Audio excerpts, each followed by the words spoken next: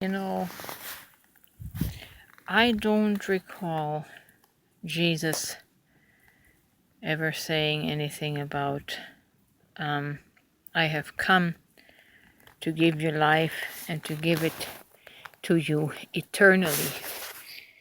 He said, I have come to give you life and to give it abundantly.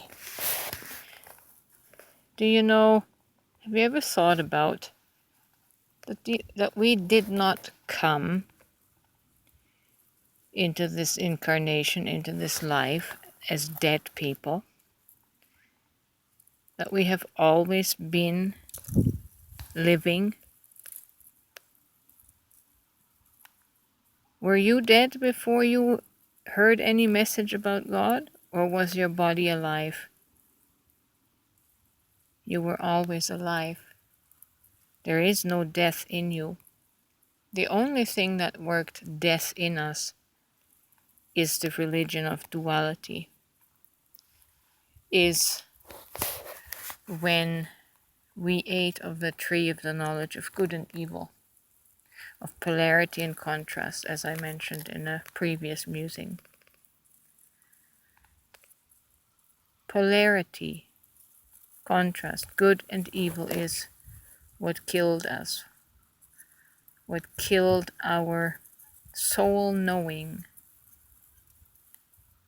of our divinity. So everyone has always been life and living, but polarity, the knowledge of good and evil, has killed us and hindered us from living abundant lives. Take Christianity, for example. Christianity is so in polarity that first they have to make you feel really bad about yourself so that then you can be saved. First they have to kill your self-image. First they have to kill your spirit with guilt, shame, and condemnation, and with threats of hell. And then, when you believe in Jesus, you get eternal life. Well, the Bible does not say that. Nor did Jesus ever claim to give us eternal life, because we are eternal beings. But we lost the consciousness of our inheritance. We lost the consciousness of our divinity. And we ate from the tree of judgment of good and evil.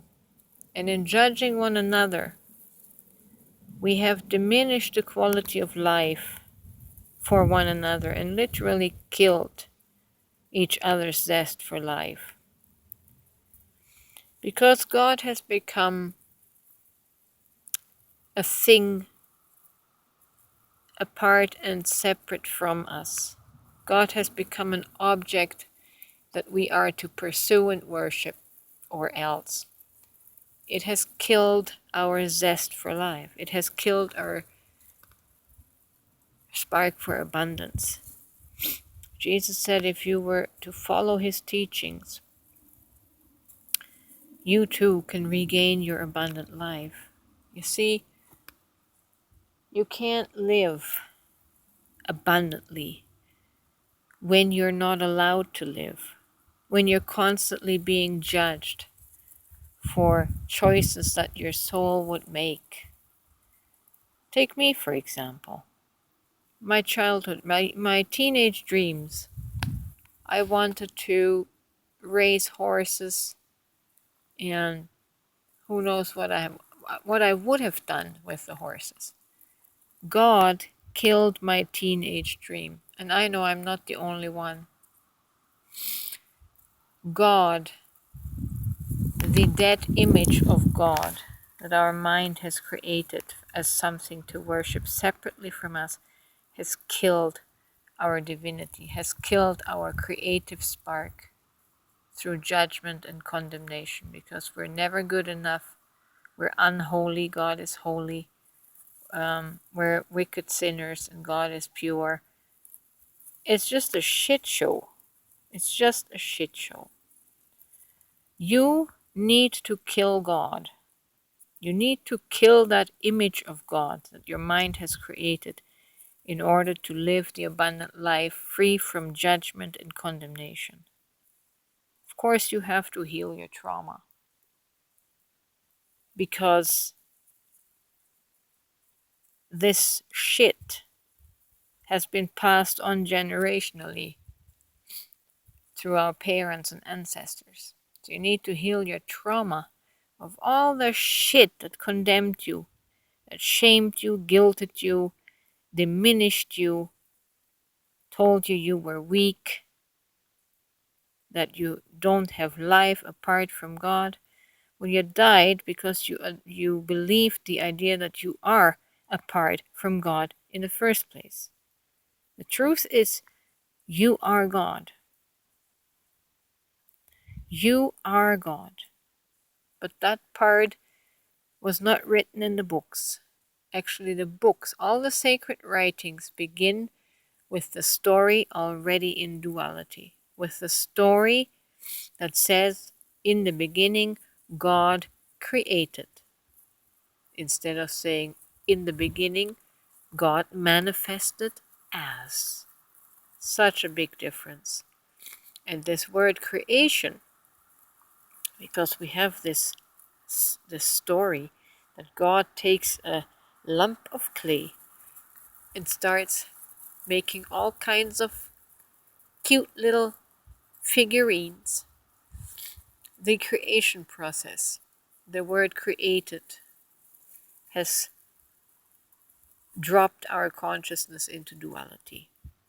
As soon as we open the book, as soon as we arrive here, all we know is duality. All we know is our separateness from God, because our consciousness has fallen. So to have the abundant life, you must kill God. Kill the image of God that your mind has created. And recognize your origin as God. You are God in flesh. The Word became flesh. The Word manifested as matter. You are it. There is no Lord or God above you that judges you, judges your actions, judges your motives, and judges your heart. With that image, with that idol in your mind, you will never live the abundant life. You can't, because your soul is throttled, it is choked down. It's not allowed to do as it pleases. Kill God and become it and live the abundant life.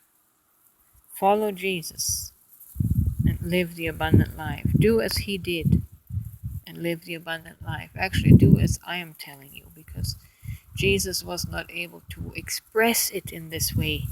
He spoke to a people in a dual reality. Even he lived in the dual reality. He could not bring this truth. You can trust this truth because it's said in the Bible that at the end of days, revelation knowledge would increase. Well, this is the revelation knowledge. You can take my word for it. You can take it to the bank. Think about it.